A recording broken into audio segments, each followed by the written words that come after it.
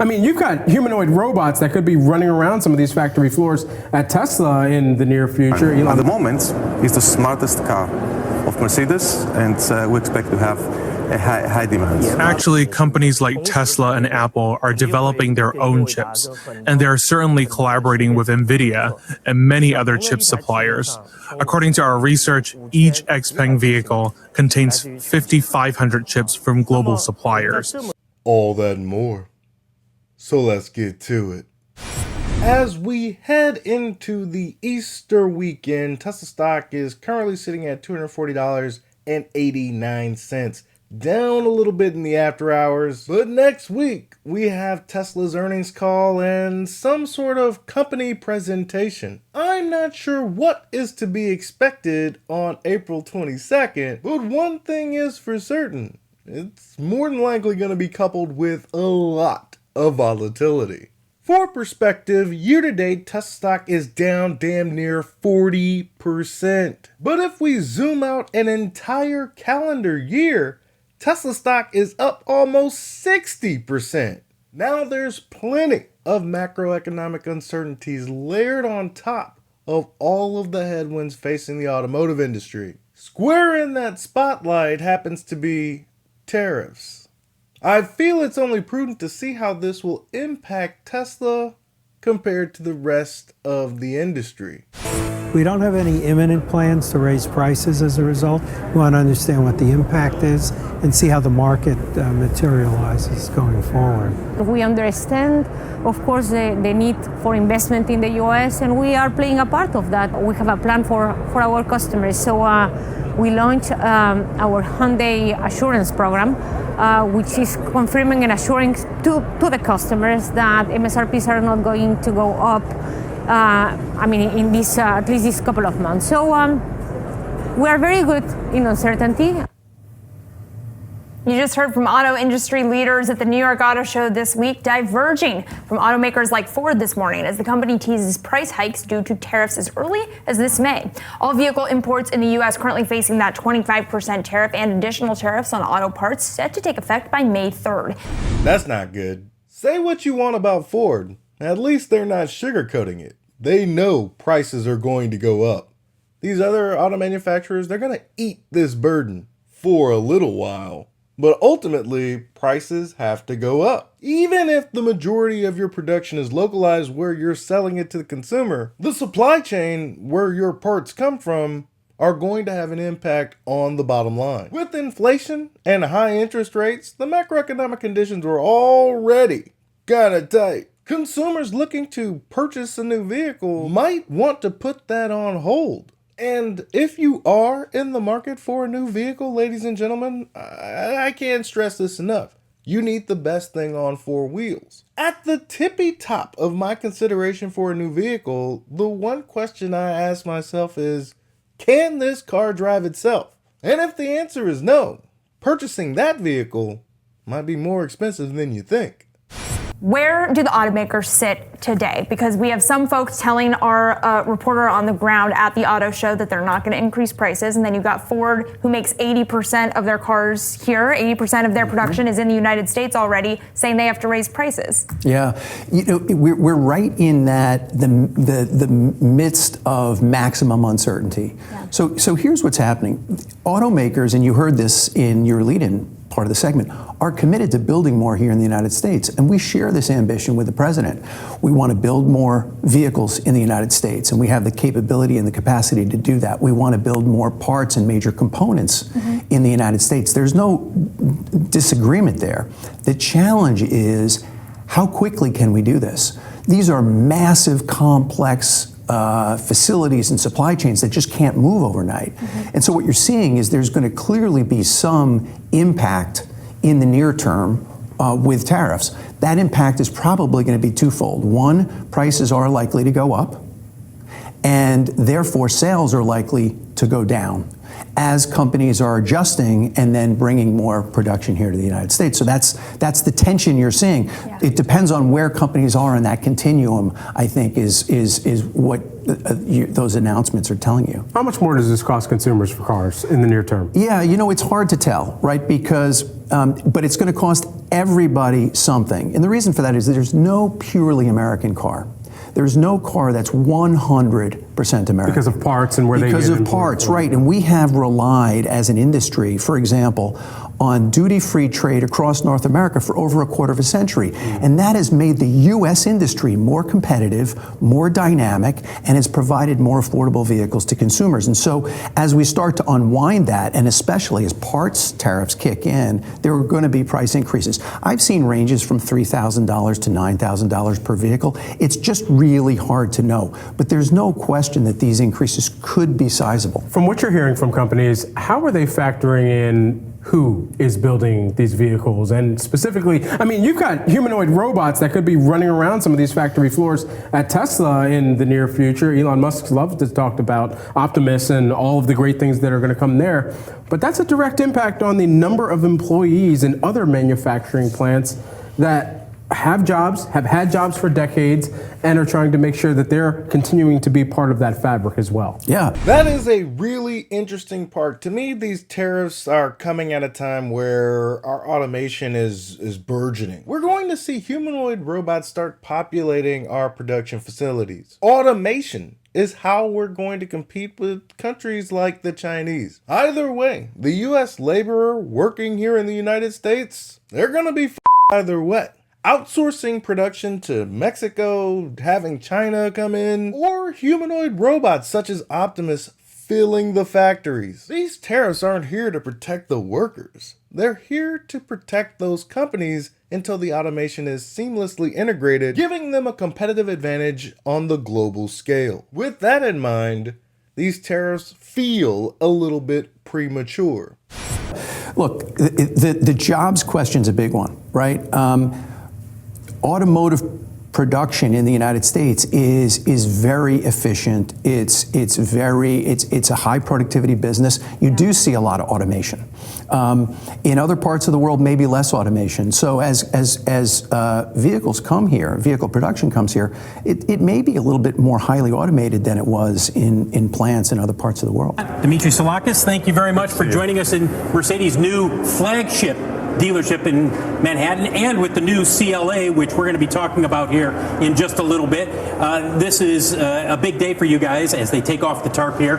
We're going to talk about that in a bit, but let me ask you first of all what you're noticing in terms of demand, given the tariffs that are in place now, and what you're going to be doing about pricing. So it's true that in the last 3-4 weeks, our life has changed. So tariff discussion went in. It's a very heated discussion, and we see a higher demand for vehicles and more traffic in our stores. What we did as a brand, being consistent with our customers, being supportive and creating transparency for dealers and for customers, we said that for all vehicles which are model year 25, will hold the MSRP on the price on the level which is today. That has brought a lot of, I would say, safety. Even those that are being imported in the next coming weeks or months. Correct. Translation, Mercedes definitely plans to just eat that deficit. Now, the wife is a fan of Mercedes. If she didn't own a Tesla, that's the car brand that we would have. But I can't stress this enough, ladies and gentlemen, if the vehicle cannot drive itself. In my humble opinion, that is a lame purchase. That is probably going to impact you when you finally decide that a self-driving car is indeed actually what you want. Let's go ahead and check out this CLA from Mercedes. This is your new electric vehicle. Also comes as a hybrid coming later this year. You're building this in Germany, and you're going to import it here to the United States. Right. Given that it's electric, given that it'll be an import, does that dampen what you expect sales to be? It's too early to say so, because this vehicle that I have behind me will come in the market in the last quarter of the year. And as you said, the hybrid version of it, that's purely electric, the hybrid version will come next year in the middle of the year. So there's still time to see how conditions will be in the market at that time. At the moment, it's the smartest car of Mercedes, and we expect to have high demands. The smartest car at Mercedes. I'm pretty sure that does have some value. But I'd rather have the valedictorian over there at Tesla, if you know what I mean. But what about those car companies over there in China that aren't selling their vehicles here in America just yet due to these extremely high tariffs? I mean, if you think about it, companies like BYD and XPeng, it could be deduced that this is the reason why these automotive and automotive parts tariffs exist at all. I wonder what they have to say. I know you don't have plans for the United States right now. There are high tariffs. Europe also has tariffs as well. What would you say is the most acute effect right now on tariffs globally, US and Europe and potentially elsewhere, on your company and your plans right now? 对于一家企业来说，我们期望是稳定性。 For a company, we expect stability. In any case, stability will bring political, economic, and cultural certainty. And only then we can formulate a clear corporate strategy. So we deeply believe that stability is above all. In fact, Europe is the focus of XPeng's globalization strategy, and we will strengthen our business in regions including Southeast Asia, the Middle East, Central America, and South America. However, we still hope that one day, more Chinese companies will be able to expand their businesses into other countries, including North America, under stable policy conditions.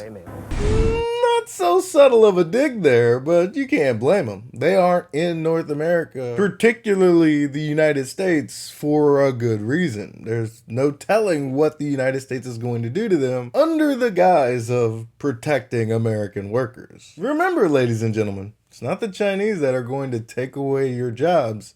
It'll be automation. That's the tariff guarantee. We know that the Chinese and the Europeans have restarted talks about this minimum price mechanism, potentially to replace the tariffs, which can go as high as 45% into the EU. How would that affect your plans for the European market? Potentially, would that mean scaling back on the immediate need to have your own production bases in Europe? We have noticed this news, but I believe the talks are still in the early stages. For me, the certainty lies in the tariff policies that China and Europe clearly implemented last year. As we XPeng, we firmly believe that only through localization in areas of localized R&D, service, manufacturing, and sales can we ultimately achieve comprehensive globalization. So we are working on how to better implement our localization strategy in Europe and other regions. In the future, we will announce our localization strategy in certain countries and expect to have more localization strategy in more markets. Let's talk about chips, because you need these chips across the board, whether it's your flying cars, your humanoid robots, your industrial robots, and of course, self-driving robo-taxis and the like. How critical was it to build these chips in-house, not necessarily rely on the NVIDIA Thor chips and create your own Turing chips? Was this because it's cheaper, or because of export controls, or because you have to meet certain requirements from the Chinese government that more chips in these kind of products need to be made in China? 实际上，像 Tesla、像 Apple 一样，他们都正在研发。 Actually, companies like Tesla and Apple are developing their own chips, and they are certainly collaborating with NVIDIA and many other chip suppliers. According to our research, each XPeng vehicle contains 5,500 chips from global suppliers. Given the large number of chips, the reason that XPeng is working on the in-house chips is that we hope we can leverage our own capabilities. For instance, if we aim to achieve autonomous driving and use global autonomous driving systems, we need chips that can help our autonomous driving perform better in conditions like nighttime and glare. We hope to maximize the performance of the chips, and at this point, there is a huge value of customized chip. So in the future, we believe we will collaborate with many chip suppliers, including NVIDIA, while continuing to focus on developing our own customized AI chips.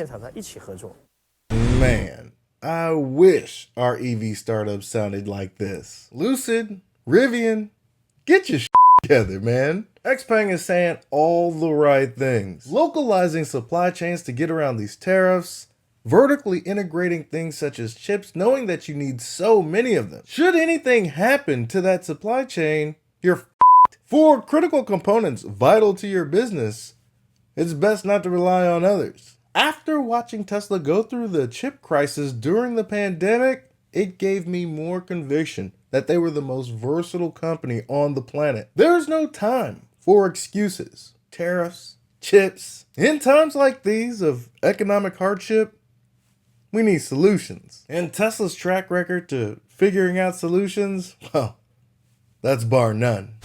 In conclusion, sure, tariffs pose a level of uncertainty that could frighten the many of an investor. But I'm not worried about any of that shit.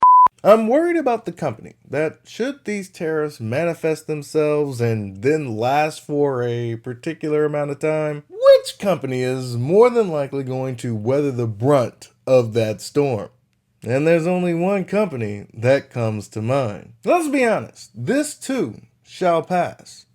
But when this does pass, Tesla is going to emerge even stronger than before. In good economic times, when consumers are flush with cash and ready to make these huge purchases for vehicles, Tesla's innovation and capability is where the smart consumer is going to spend that money. Hell, even in these tough economic times, Tesla is doing so much better than every other auto manufacturer in the United States and abroad. It really has been an interesting battle over the past couple of years. And that's just on the automotive front. Simultaneously, Tesla is improving on the energy, artificial intelligence, robotics. But hey, this isn't just an automotive company, people. That's all I've got for you today. Be easy. Peace.